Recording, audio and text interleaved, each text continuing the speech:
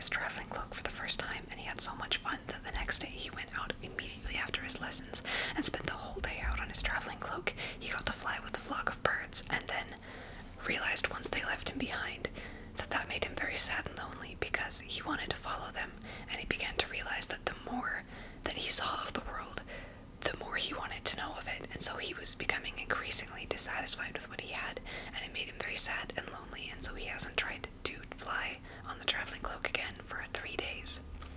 This is where we will be picking up for chapter 6.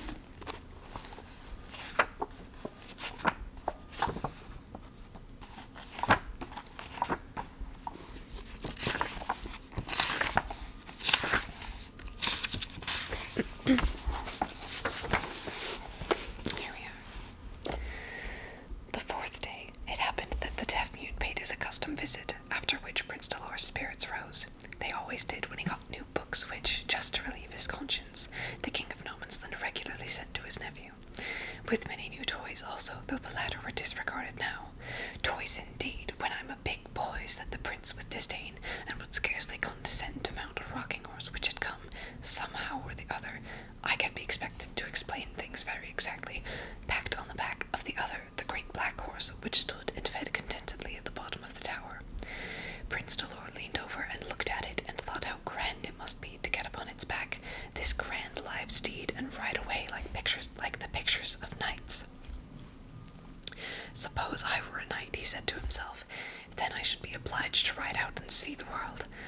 But he kept all these thoughts to himself, and just sat still, devouring his new books till he had come to the end of them all. It was a repast not unlike the Barmecide. I don't know how to say that. Barmecide feast, which you read of in the Arabian Nights, which consisted of very elegant but empty dishes, or that supper of Sancho Panza and Don Quixote, where, the minute the smoking dishes came on the table, the physician waved his hand, and they were all taken away. Thus almost all the ordinary delights of boy life had been taken away from, or rather never given to, this poor little prince. I wonder, he would sometimes think, I wonder what it feels like to be on the back of a horse, galloping away or holding the reins in a carriage, and tearing across the country, or jumping a ditch, or running a race, such as I read of or see in pictures. What a lot of things there are that I should like to do. But first, I should like to go and see the world. I'll try. Apparently it was his godmother's plan always to let him try, and try hard before he gained anything. This day the knots that tied up his travelling cloak were more than usually troublesome, and he was a full half-hour before he got out into the open air, and found himself floating merrily over the top of the tower. Hitherto in all his journeys he had never let himself go out of sight of home, for the dreary building, after all, was home. He remembered no other. But now he felt sick of the very look of his tower, with its round smooth walls and level battlements. Off we go, cried he, when the cloak stirred itself with a slight, slow motion, as if awaiting his orders. Anywhere, anywhere, so that I am away from here and out into the world. As he spoke, the cloak, as if seized suddenly with a new idea, bounded forward and went skimming through the air, faster than the very fastest railway train. Gee up, cried Prince Dolor in great excitement. This is as good as riding a race. And he patted the cloak as if it had been a horse, that is, in the way he supposed horses ought to be patted, and tossed his head back to meet the fresh breeze, and pulled his coat collar up and his hat down as he felt the wind grow keener and colder than anything he had ever known. What does it matter, though, said he. I'm a boy, and boys ought not to mind anything. Still, for all his goodwill, by and by he began to shiver exceedingly. Also, he had come away without his dinner, and he grew frightfully hungry. To add to everything, the sunshiny day changed into rain, and being high up in the very midst of the clouds, he got soaked through and through in a very few minutes. Shall I turn back? Meditated he. Suppose I say abracadabra. Here he stopped, for the cloak gave an obedient lurch, as if it were expecting to be sent home immediately. No, I can't go back. I must go forward and see the world. But oh, if I had but the shabbiest old rug to shelter me from the rain, or the driest morsel of bread and cheese just to keep me from starving. Still, I don't mind much. I'm a prince, and ought to be able to stand anything. Hold on, cloak, we'll make the best of it. It was a most curious circumstance, but no sooner had he said this than he felt stealing over his knees something warm and soft. In fact, a most beautiful bearskin, which folded itself round him quite naturally, and cuddled him up as closely as if he had been the cub of the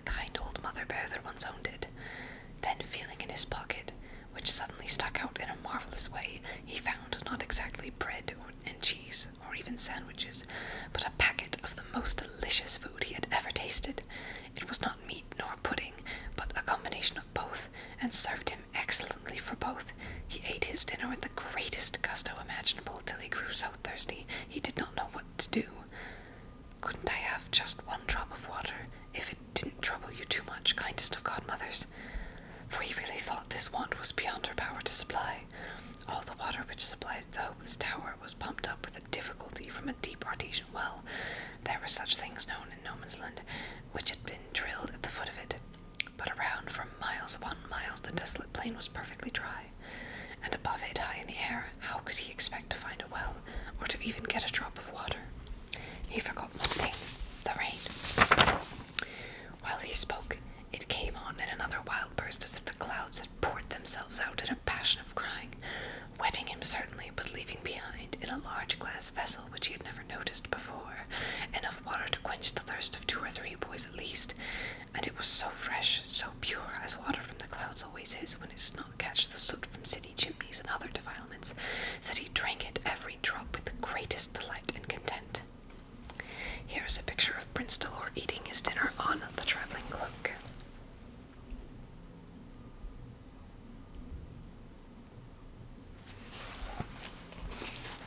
As soon as it was empty, the rain filled it again, so that he was able to wash his face and hands and refresh himself exceedingly. Then the sun came out and dried him in no time. After that he curled himself up under the bearskin rug, and though he determined to be the most wide-awake boy imaginable, being so snug and warm and comfortable, Prince Dolor condescended to shut his eyes for just 1 minute. The next minute he was sound asleep. When he awoke, he found himself floating over a country quite unlike anything he had ever seen before. Yet it was nothing but what most of you children see every day and never notice it, a pretty country landscape like England, Scotland, America, or any other land you choose to name. It had no particular features, nothing in it was grand or lovely. It was simply pretty, nothing more. Yet to Prince Dolor, who had never gone beyond his lonely tower and level plain, it appeared the most charming sight imaginable. First there was a river.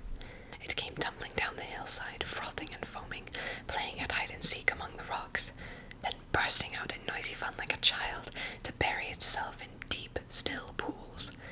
Afterward it went steadily on for a while, like a good grown-up person, till it came to another big rock where it misbehaved itself extremely. It turned into a cataract and went tumbling over and over, after a fashion that made the prince, who had never seen water before except in his bath or his drinking cup, clap his hands with delight. "It is so active, so alive. I like things active and alive," cried he, and watched it shimmering and dancing, whirling and leaping, till, after a few windings and vagaries, it settled into a respectable stream. After that it went along deep and quiet, but flowing steadily on, till it reached a large lake, into which it slipped, and so ended its course. All this the boy saw, either with his own naked eyes or through his gold spectacles. He saw also, as in a picture, beautiful but silent, many other things which struck him with wonder, especially a grove of trees. Only think, to have lived to his age, which he himself did not know, as he did not know his own birthday, and never to have seen trees. As he floated over these oaks, they seemed to him, trunk, branches, and leaves, the most curious sight imaginable. "If I could only get nearer so as to touch them," said he, and immediately the obedient cloak ducked down. Prince Dolor made a snatch at the topmost twig of the tallest tree, and caught a bunch of leaves in his hand. Just a bunch of green leaves, such as we see in myriads, watching them bud, grow, fall, and then kicking them along on the ground as if they were worth nothing. Yet how wonderful they are, every one of them a little different. I don't suppose you could ever find 2 leaves exactly alike in form, color, and size, no more than you could find 2 faces alike or 2 characters exactly the same. The plan of this world is infinite similarity and yet infinite variety. Prince Dolor examined his leaves with the greatest curiosity, and also a little caterpillar that he found walking over one of them. He coaxed it to take an additional walk over his finger, which it did with the greatest dignity and decorum, as if it, Mr. Caterpillar, were the most important individual in existence. It amused him for a long time. When a sudden gust of wind blew it overboard, leaves and all, he felt quite disconsolate. Still, there must be many live creatures in the world besides caterpillars. I should like to see a few of them. The cloak gave a little dip down, as if to say, "All right, my prince," and bore him across the oak forest to a long, fertile valley called in Scotland a strath, and in England a weald, but what they call it in the tongue of no man's land I do not know. It was made up of cornfields, pasture fields, lanes, hedges, brooks, and ponds. Also in it were what the prince desired to see, a quantity of living creatures, wild and tame. Cows and horses, lambs and sheep fed in the meadows, pigs and fowls walked about the farmyards, and in lonelier places hares scudded, rabbits burrowed, and pheasants and partridges, with many other smaller birds, inhabited the fields and woods. Through his wonderful spectacles the prince could see everything, but, as I said, it was a silent picture. He was too high up to catch anything except a faint murmur, which only aroused his anxiety to hear more. "I have as good as 2 pairs of eyes," he thought. "I wonder if my godmother would give me a second pair of ears." Scarcely had he spoken than he found lying on his lap the most curious little parcel all done up in silvery paper, and it contained, what do you think? Actually a pair of silver ears, which, when he tried them on, fitted so exactly over his own that he hardly felt them, except for the difference they made in his hearing. There's a picture of Prince Dolor and his new ears.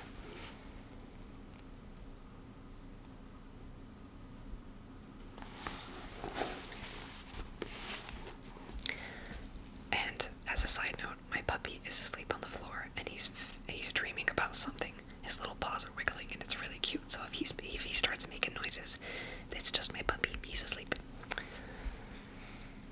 Okay. There is something which we listen to daily and never notice. I mean the sounds of the visible world, animate and inanimate. Winds blowing, waters flowing, trees stirring, insects whirring. Dear me, I am quite unconsciously writing rhyme. With the various cries of birds and beasts, lowing cattle, bleating sheep, grunting pigs, and cackling hens. All the infinite discords that somehow or other make a beautiful harmony. We hear this, and are so accustomed to it that we think nothing of it. But Prince Dolor, who had lived all his days in the dead silence of the hopeless tower, heard it for the first time. And oh, if you had seen his face! He listened as if he could never have done listening, and he looked and looked as if he could not gaze enough. Above all, the motion of the animals delighted him. Cows walking, horses galloping, little lambs and calves running races across the meadows were such a treat for him to watch that he was always so quiet. But these creatures having 4 legs and he only 2, the difference did not strike him painfully. Still, by and by, after the fashion of children, and I fear of many big people too, he began to want something more than he had, something fresh and new. "Godmother," he said, having now begun to believe that whether he saw her or not, he could always speak to her with full confidence that she would hear him. "Godmother, all these creatures I like exceedingly, but I should like better to see a creature like myself. Couldn't you show me just one little boy?" There was a sigh behind him.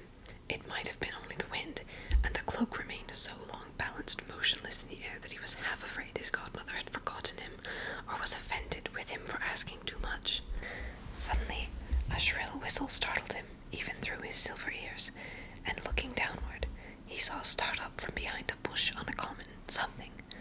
Neither a sheep, nor a horse, nor a cow, nothing upon 4 legs. This creature had only 2. But they were long, straight, and strong, and it had a lithe, active body, and a curly head of black hair set upon its shoulders. It was a boy, a shepherd boy, about the prince's own age, but oh, so different. Not that he was an ugly boy, though his face was almost as red as his hands, and his shaggy hair matted like the backs of his own sheep. He was a rather nice-looking lad, and seemed so bright and healthy and good-tempered. Jolly would be the word, only I am not sure if they have such an one in the elegant language of no man's land, that the little prince watched him with great admiration. Might he come and play with me? I would drop down to the ground with it to him, or fetch him up to me here. Oh, how nice it would be if only I had a little boy to play with me. But the cloak, usually so obedient to his wishes, disobeyed him now. There were evidently some things which his godmother either could not or would not give. The cloak hung stationary, high in air, never attempting to descend. The shepherd lad evidently took it for a large bird, and shading his eyes, looked up at it, making the prince's heart beat fast. However, nothing ensued. The boy turned around, and with a long, loud whistle, seemingly his usual and only way of expressing his feelings. He could not make the thing out exactly. It was a rather mysterious affair, but it did not trouble him much. He was not an examining boy. Then, stretching himself, for he had been evidently half asleep, he began flopping his shoulders with his arms to wake and warm himself, while his dog, a rough collie who had been guarding the sheep meanwhile, began to jump up on him, barking with delight. "Down, Snap, down! Stop that or I'll thrash you," the prince heard him say, though with such a rough, hard voice and queer pronunciation that it was difficult to make the words out. "Hullo, let's warm ourselves by a race." They started off together, boy and dog, barking and shouting till it was doubtful which made the more noise or ran the faster. A regular steeplechase it was, first across the level common, greatly disturbing the quiet sheep, then tearing away across country, scrambling through hedges and leaping ditches, tumbling up and down over ploughed fields. They did not seem to have anything to run for, but they ran as if they did it, the both of them, for the mere pleasure of motion. And what a pleasure that seemed! To the dog, of course, but scarcely less so to the boy. How he skimmed along over the ground, his cheeks glowing and his hair flying at his legs. Oh, what a pair of legs he had! Here's a picture of the dog and the boy.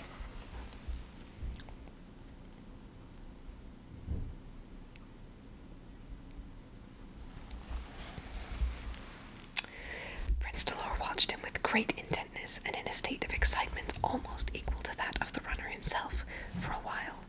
Then the sweet, pale face grew a trifle paler, the lips began to quiver and the eyes to fill.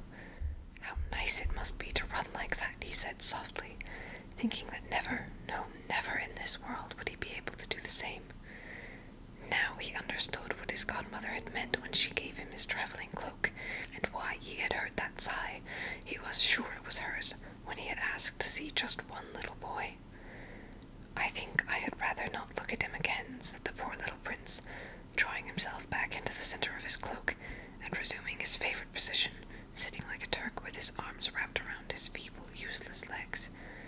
"You're no good to me," he said, patting them mournfully. "You will never be any good to me. I wonder why I had you at all. I wonder why I was born at all, since I was not to grow up like other boys. Why not?" A question so strange, so sad, yet so often occurring in some form or other in this world, as you will find, my children, when you are older, that even if he had put it to his mother, she could only have answered it, as we have to answer many as difficult things, by simply saying, "I don't know." There is much that we do not know and cannot understand, we big folks any more than you little ones. We have to accept it all, just as you have to accept anything which your parents may tell you, even though you don't as yet see the reason of it.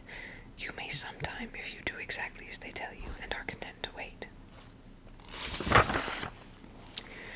Prince Dolor sat a good while thus, or it appeared to him a good while. So many thoughts came and went through his poor young mind, thoughts of great bitterness, which, little though he was, seemed to make him grow years older in a few minutes. Then he fancied the cloak began to rock gently to and fro, with a soothing kind of motion, as if he were in somebody's arms, somebody who did not speak, but loved him and comforted him without need of words, not deceiving him with false encouragement or hope, but by making him see the plain, hard truth in all its hardness, and thus letting him quietly face it, till it became softened, and did not seem nearly so dreadful after all. Through the dreary silence and blankness, for he had placed himself so that he could see nothing but the sky, and had taken off his silver ears as well as his gold spectacles, what was the use of either when he had no legs with which to walk or run? Up from below there rose a delicious sound. You have heard it hundreds of times, my children, and so have I. When I was a child I thought there was nothing so sweet, and I think so still. It was just the song of a skylark, mounting higher and higher from the ground, till it came so close that Prince Dolor could distinguish its quivering wings and tiny body, almost too tiny to contain such a gush of music. "Oh, you beautiful, beautiful bird," cried he. "I should dearly like to take you in and cuddle you. That is, if I could, if I dared." But he hesitated. The little brown creature with its loud, heavenly voice almost made him afraid. Nevertheless, it also made him happy, and he watched and listened, so absorbed that he forgot all regret and pain,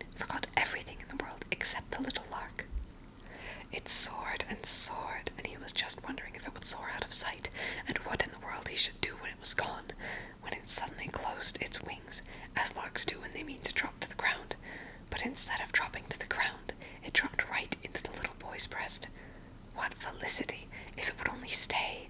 A tiny soft thing to fondle and kiss, to sing to him all day long, and be his playfellow and companion, tame and tender, while to the rest of the world it was a wild bird of the air. What a pride, what a delight, to have something that nobody else had, something all his own. As the travelling cloak travelled on, he little heeded where, and the lark still stayed, nestled down in his bosom, hopped from his hand to his shoulder, and kissed him with its dainty beak as if it loved him. Prince Dolor forgot all his grief and was entirely happy. But when he got in sight of Hopeless Tower, a painful thought struck him. My pretty bird, what am I to do with you? If I take you into my room and shut you up there, you, a wild skylark of the air, what will become of you? I am used to this, but you are not. You will be so miserable. And suppose my nurse should find you, she who can't bear the sound of singing. Besides, I remember her once telling me that the nicest thing she ever ate in her life was lark pie. The little boy shivered all over at the thought, and though the merry lark immediately broke into the loudest carol, as if saying derisively that he defied anybody to eat him, still Prince Dolor was very uneasy. In another minute he had made up his mind. No, my bird, nothing so dreadful shall happen to you if I can help it. I would rather do without you altogether. Yes, I'll try. Fly away, my darling, my beautiful. Goodbye, my merry, merry bird. Opening his two caressing hands, in which, as if for protection, he had folded it, he let the lark go. Here's a picture of Prince Dolor and his lark.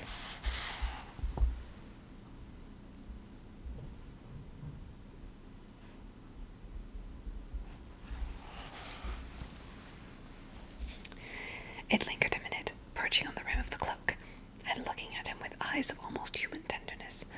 Then it flew away, up, far up into the blue sky. It was only a bird. But some time afterward, when Prince Dolor had eaten his supper somewhat drearily, except for the thought that he could not possibly sup off lark pie now, and gone quietly to bed, the old familiar little bed where he was accustomed to sleep or lie awake contentedly thinking, suddenly he heard outside the window a faint little carol, faint but cheerful, cheerful even though it was the middle of the night. The dear little lark! It had not flown away after all, and it truly was the most extraordinary bird, for, unlike ordinary larks, it kept hovering about the tower in the silence and darkness of night, outside the window or over the roof. Whenever he listened for a moment, he heard it singing still. He went to sleep as happy as a king. That is the end of chapter 6. Thank you for joining me. See you next time.